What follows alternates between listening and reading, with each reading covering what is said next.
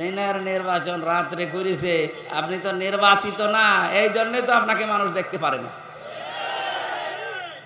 এই কারণেই এই যে অন্তর্বর্তীকালীন সরকারের প্রধান যিনি ডক্টর মোহাম্মদ ইউনূস, দায়িত্ব নেওয়ার পরে যে কয়েকদিনের ভেতরে আপনাকে এসিআর থেকে নামিয়ে দিয়ে, তো তোর দরকার নেই, কারণ তুই নির্বাচিত না, তুই তো রাতে